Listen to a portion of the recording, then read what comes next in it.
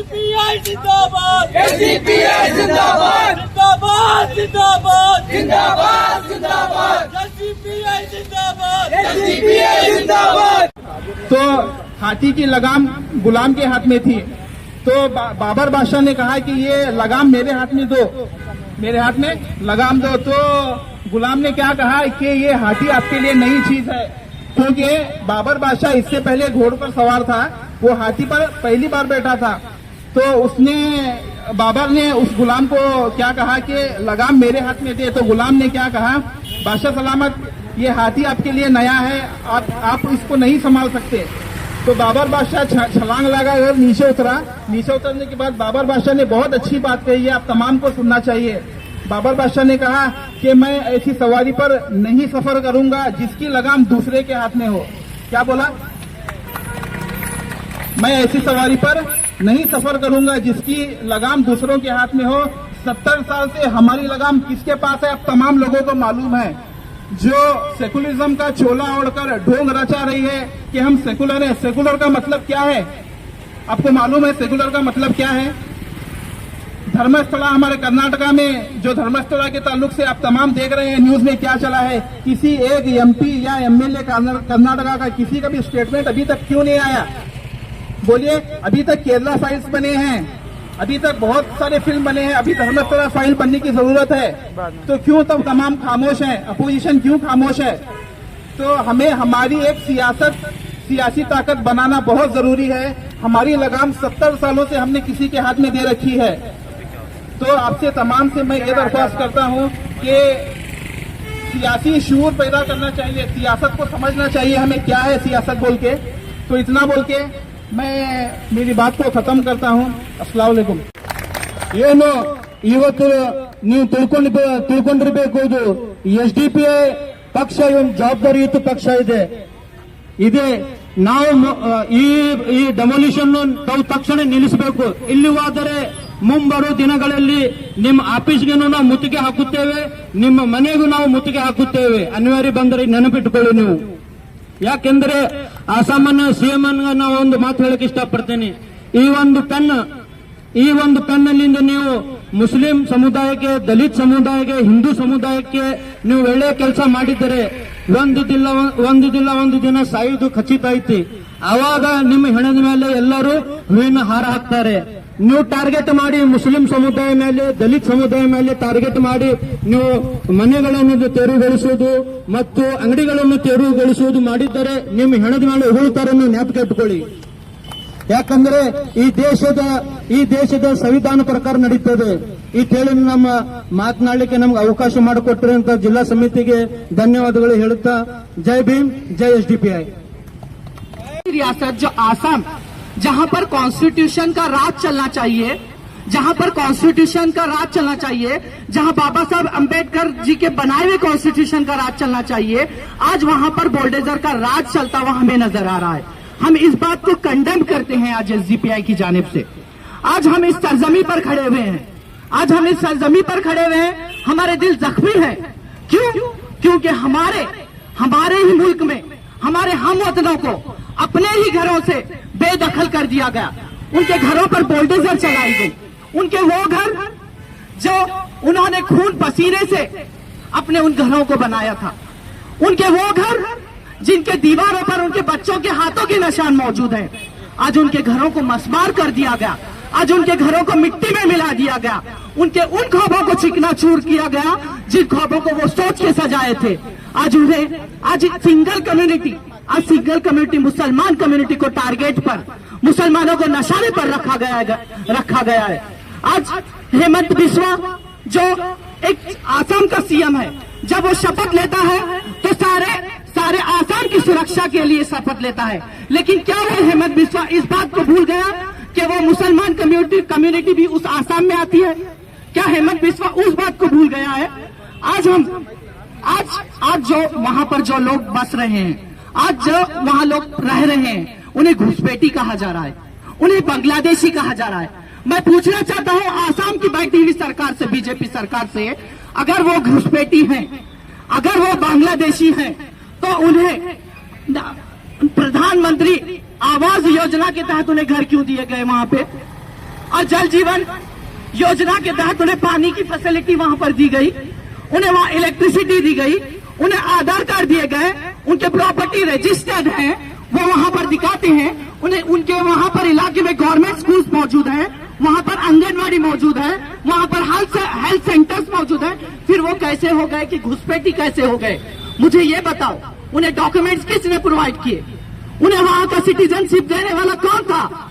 ये मैं आपसे पूछना चाहता हूँ। जो लोग वहां पर 100 साल से, 70 साल से, 60 साल से अपनी जिंदगियां गुजार रहे हैं, आज उन्हें एक सिंगल कम्युनिटी को टारगेट करके एक ऐसा एरिया धुबरी, जो एक ऐसा एरिया है जहां पर मुसलमान कम्युनिटी भी रहती है और वहां अदर कम्युनिटी भी रहती है, लेकिन बोल्डेजर की जो चढ़ाई जो चढ़ती है सिर्फ मुसलमानों के घरों पर चढ़ती है। ये इम्तियाजी सुलूक नहीं तो और क्या है? ये मुसलमानों के साथ नाइंसाफी नहीं तो और क्या है? कहाँ है हमारा मसावत का हक? कहाँ है हमारे बराबरी का हक? मैं पूछना चाहता हूँ हेमंत बिस्वा से, वो जो मुसलमानों को वहां पर घर दिए गए, उन्हें डीसी ने दिया था। क्यों दिया था? क्योंकि वहां पर एक नदी है, ब्रह्मपुत्रा नदी, उस नदी में बहुत सारे मुसलमानों के घर डूब गए थे। वो डूब जाने की वजह से डीसी ने उनको वहां पर घर प्रोवाइड किए थे। जब डीसी ने उन्हें वहां पर घर प्रोवाइड किए थे, तो आज क्यों उन्हें वहां से निकालने की कोशिश की जा रही है? क्यों आज एक रिपोर्ट में एक सुप्रीम कोर्ट का एक ऑर्डर है, सुप्रीम कोर्ट ने एक इश्यू भी किया है कि अगर किसी के घर को बुलडोजर चलाना है तो 15 दिन पहले उसे नोटिस दी जाती है। लेकिन मैं आसाम की सरकार से, बैठी हुई सरकार से पूछना चाहता हूं, क्या तुमने उन गरीबों के घरों पर बुलडोजर चलाया? क्या तुमने कभी उन्हें नोटिस भेजा था? विथआउट एनी लीगल नोटिस तुमने उनके घरों को डेमोलिश कर दिया। ये कॉन्स्टिट्यूशन की तुम धज्जियां उड़ा रहे हो, जमहूरियत मुल्क की धज्जियां उड़ाई जा रही है। लेकिन क्यों आज मुसलमानों से आर्टिकल 19 का हक छीना जा रहा है? क्यों आज आर्टिकल 19 तुम्हें राइट टू शेल्टर का हक देता है, तुम्हें रहने की आजादी देता है? आज क्यों हमसे उस आजादी को छीनने की कोशिश की जा रही है? मुसलमानों से इज्जत से जीने की आजादी, आर्टिकल 21 जो आजादी हमें देता है, वो आजादी भी हमसे छीनने की कोशिश की जा रही है। एक मुसलमानों के साथ दोहरा रवैया इख्तियार करने की कोशिश की जा रही है। ये बीजेपी सरकार, ये जो बुलडोजर सरकार है, मुसलमानों को निशाने पर रखी हुई है। सिर्फ कभी यूपी में बुलडोजर एक्शन किया जाता है, कभी आसाम में किया जाता है, कभी दिल्ली में किया जाता है, कभी बॉम्बे के मीरा रोड पर बुलडोजर एक्शन किया जाता है। क्यों? क्योंकि वहां पर मुसलमान लोग आबाद हैं, इसलिए वो बुलडोजर एक्शन की जा रही है। मैं पूछना चाहता हूं आज की बैठी हुई सरकार से, क्या ये वही हेमंत बिस्वा है जिसने ये शपथ लिया था कि मैं आसाम की सुरक्षा करूंगा? और एक बात मैं आपको जिम्मेदारी के साथ बताना चाहता हूं, ये वही हेमंत बिस्वा है, ये वही हेमंत बिस्वा शर्मा है जिसके ऊपर ताड़ा का केस दर्ज हुआ था, जो टेरर फंडिंग के लिए काम किया करता था। एक वही हेमंत बिस्वा है आज हमसे सवाल पूछता है कि हमारी प्रॉपर्टी के पेपर्स दिखाओ। आज हमसे सवाल पूछता है कि हम घुसपैठी हैं। आज हमसे कहता है कि हम बांग्लादेशी हैं, लेकिन उसका कुछ आता नहीं, उसका कुछ पता नहीं। आज वो हमसे सवाल पूछने लगे हैं। अस्सलाम वालेकुम, जय हिंद।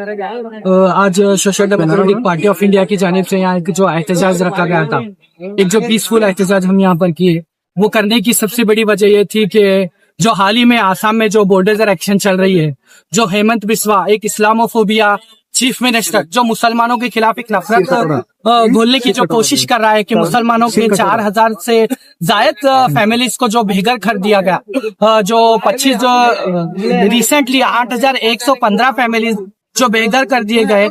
आज वो क्यों बेघर कर दिए गए? क्योंकि वो एक मुसलमान है बोल के आज उन्हें बेघर कर दिया जा रहा है। आज क्यों मुसलमानों से उनके रहने का हक छीना जा रहा है? आज क्यों मुसलमानों से उनके बोलने की आजादी उनसे छीनी जा रही है? क्यों आज उन्हें इज्जत के साथ जीने का हक छीनने की कोशिश की जा रही है? ये जो भी डेमोलिशन चला है, इसकी एक ही वजह है, जहां तक हमें मीडिया रिपोर्ट्स के मुताबिक मिलता है, तो वहां पर हमारे प्रधानमंत्री के दोस्त जो अडानी साहब है, जो अडानी साहब का एक सोलर प्रोजेक्ट आने वाला है, सोलर प्रोजेक्ट जो 40,000 करोड़ का प्रोजेक्ट है, जो थर्मल पावर प्लांट का जो प्रोजेक्ट है, वो प्रोजेक्ट को वो वहां पर रखना चाहते हैं। ये कई हजार मुसलमानों के घरों के ऊपर बुलडोजर चला के ये प्रोजेक्ट को कायम करना, ये कहाँ का इंसाफ है? जबकि उन लोगों के पास दस्तावेजात मौजूद हैं, उन लोगों के पास प्रधानमंत्री आवास योजना के तहत घर मौजूद है, और वहां पर इलेक्ट्रिसिटी दी गई है, और वाटर का जल जीवन कनेक्शन वहां पर दिया गया है, वहां पर वोटर आईडी है उनके, उनके पास प्रॉपर्टी के दस्तावेजात मौजूद हैं, आधार कार्ड है, इन सब का डॉक्यूमेंट्री उनके पास होने के बावजूद भी आज वो बांग्लादेशी हैं बोलकर, घुसपैठी हैं बोलकर उन्हें निकालना ये सरासर अनकॉन्स्टिट्यूशनल है। ये कॉन्स्टिट्यूशन की खिलाफ वर्जी की जा रही है। ये जितने भी और जो एरिया डुबरी जो एरिया आता है वहां पर कुछ अलग दूसरे कम्युनिटीज के लोग भी वहां पर रहते हैं और मुसलमान कम्युनिटी के भी वहां पर रहते हैं, लेकिन बुलडोजर एक्शन जो चलाई जा रही है वो दूसरे कम्युनिटी के एरिया पर नहीं चलाई गई।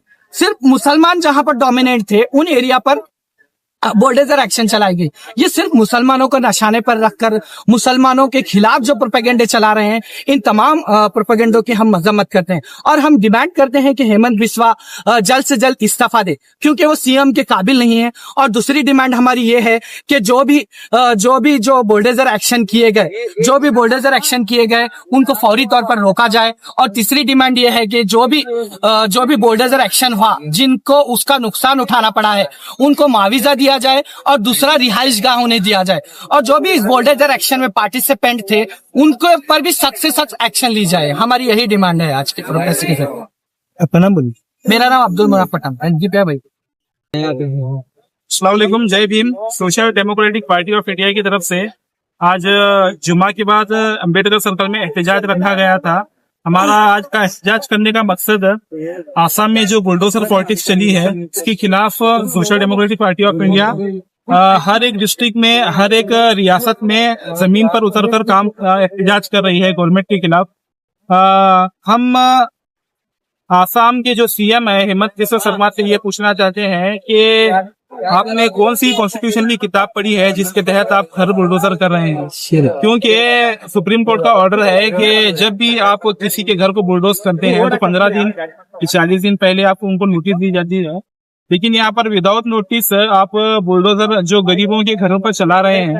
तो हम उनसे कहते हैं कि हमारे पार्टी का तो डिमांड ये है कि वो पहला वो रिजाइन दे। दूसरी बात मैं ये बोलना चाहता हूँ कि अपोजिशन क्यों खामोश है? कांग्रेस जो सबसे बड़ी अपोजिशन है इंडिया में, वो क्यों खामोश है? क्यों सदन में आसाम का जिक्र नहीं हो रहा है? मानसून सेशन चला है तो सिंदूर की बात चल रही है और बिहार की बात चल रही है, लेकिन क्यों आप आसाम की बात नहीं कर रहे हैं? आप बिहार की बात इसलिए कर रहे हैं क्योंकि वहाँ पर आने वाला इलेक्शन है, तो आप इसीलिए उसकी बात कर रहे हैं। तो 2026 में भी आसाम में इलेक्शन होने वाला है, तो इसीलिए आप खामोश हैं, क्योंकि जो हिंदू के वोट है वो बट ना जाए, इसीलिए आप खामोश हैं। तो मैं हमारे मुसलमानों से, हमारी कम्युनिटी के दलित लोगों से ये कहना चाहता हूँ कि आप अपनी सियासी ताकत खुद बनाएं, हमें किसी के भरोसे नहीं बैठना है, हमें किसी का इंतजार नहीं करना है। तो अल्टरनेट के तौर पर इंशाल्लाह एसडीपी पार्टी बहुत अच्छा काम कर रही है। मैं आपसे ये दरख्वास्त करता हूं कि जब भी हमारा प्रोटेस्ट हो तो हमें आपको बुलाएंगे, आपको आना पड़ेगा और हम मिलजुल कर क्या है एक मजबूत हिंदुस्तान, सेकुलर हिंदुस्तान बनाएंगे। मेरा नाम मोहम्मद उमर खान पठान, एसडीपी सिटी।